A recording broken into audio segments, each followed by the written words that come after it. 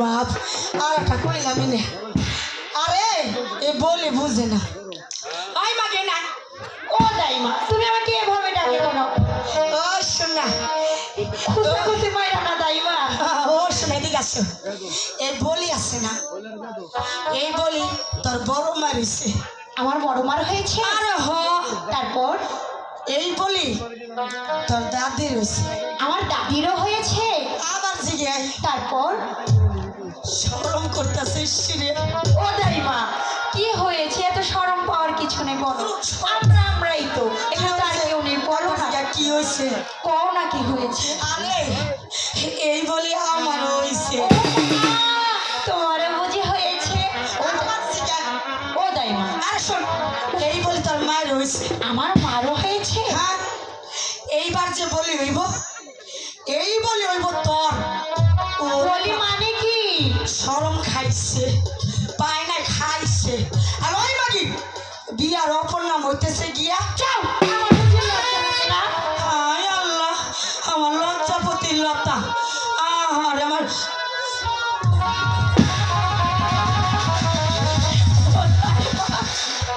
বুঝতো না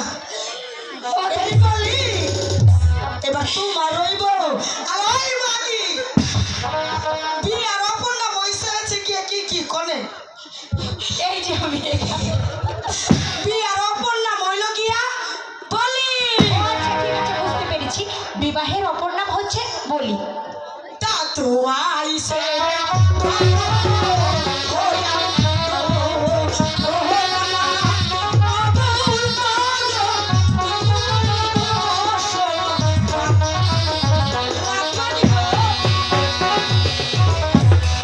দাদু আসসালামু আলাইকুম দাদু সাউন্ড কো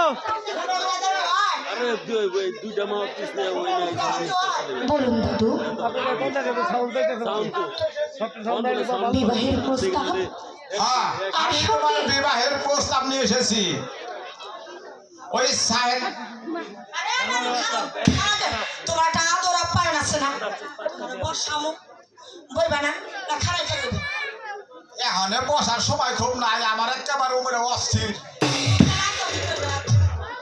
আমার 12-14টা বাইতে গেছে বলাই জোর করে বসাই আর নাই এখন বলার বসার সময় আরে এই তো এখন এটা বুঝি আফান কর সাউন্ড বিলা দিও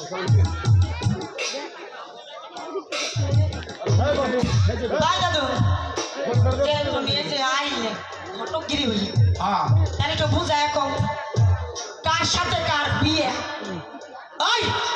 কি কইতাছিস কইতাছি তো কও এই তোমাকে দমক হইলে তো আমি আইলে যাই আমার এবারে একটু শরম করে ওই যে একাব্বর বাদশার একমাত্র ছেলে রহিম তার সাথে রুম্পানের বিয়ের প্রস্তাব